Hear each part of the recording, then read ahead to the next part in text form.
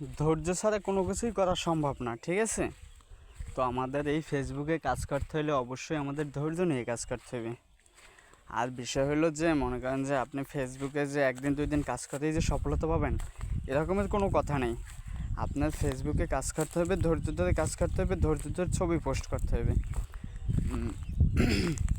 প্রতিদৈনিক 2-3টে ছবি পোস্ট দিতে হবে, 2 থেকে 3টা রিলস ভিডিও দিতে হবে, প্লাস কিছু ট্যাক্স আপডেট দিতে হবে। তো এই সব ক্ষেত্রে আমাদের অবশ্যই এই নিয়মগুলো মেনে চলতে হবে। আমরা যদি ফেসবুক থেকে ডলার ইনকাম করতে চাই, তো আমাদের ডলার ইনকাম করাটা কিন্তু এতটাই সহজ না যে আমরা ডলার ইনকাম করব, ঠিক আছে? তো ডলার ইনকাম করতে হলে আমাদের অবশ্যই ফেসবুকের গাইডলাইন মেনে কাজ করতে হবে। তো আমরা যদি ফেসবুকের গাইডলাইন মেনেই কাজ না করি, তাহলে সেক্ষেত্রে আমরা ডলারগুলো কীভাবে ইনকাম করব? তো অবশ্যই আমাদের এই ডলারগুলো ইনকাম করতে হলে ফেসবুকের গাইডলাইন মেনে চলতে হবে।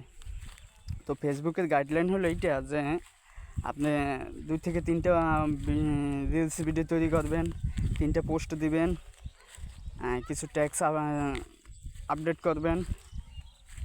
তো সেক্ষেত্রে আমাদের এই বিষয়গুলো অবশ্যই খেয়াল রাখতে হবে। প্লাস আর হলো যে আমরা যে ফেসবুকে যে মিউজিকগুলো ব্যবহার করি, তো আপনার মিউজিক ব্যবহার করার জন্য আপনাকে একটা পারমিশন দেওয়া হবে। তো আপনার সেই মিউজিক ব্যবহার করার জন্য আপনাকে যে পারমিশনটা দেওয়া হবে, আপনি ওই পারমিশনটা না পাওয়া পর্যন্ত আপনি মিউজিক ব্যবহার করতে পারবেন না। তো এটা আমার ছোট্ট একটা অনুরোধ আর কি, যে আপনি যদি ফেসবুক থেকে সফলতা অর্জন করতে চান, তো আপনার এই ফেসবুকে তাহলে ওই মিউজিকটা ব্যবহার করা যাবে না।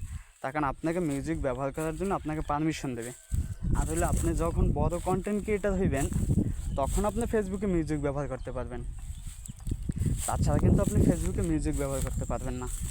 তো এই বিষয়গুলো অবশ্যই আমাদের খেয়াল রাখতে হবে। তারপর ফেসবুক আপনাকে যে নোটিফিকেশানগুলো বা যে মেসেজগুলো আপনাকে পাঠাইবে, ওই মেসেজগুলো আপনাকে অবশ্যই দেখতে হবে এবং ওই মেসেজগুলোর গাইডলাইন মেনে তারপরে কাজ করতে হবে।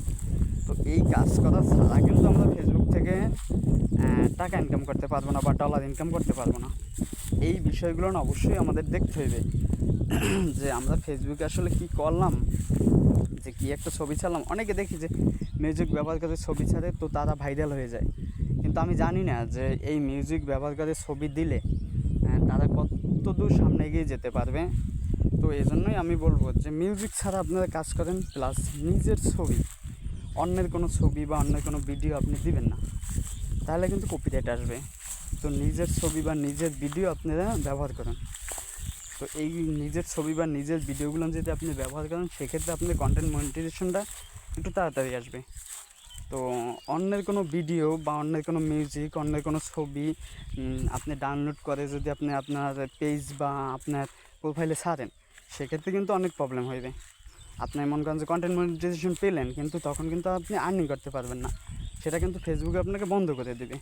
তো এই জন্য আমাদের অবশ্যই দরকার যে ফেসবুক গাইডলাইনের কথাগুলো মেনে চলা এবং ধৈর্য ধরে আমরা খুব সুন্দরভাবে ফেসবুকে কাজ করব। ভালো থাকবেন সবাই, আমার পেজটি ফলো দিয়ে রাখবেন। অভিষেক হাওলাদার।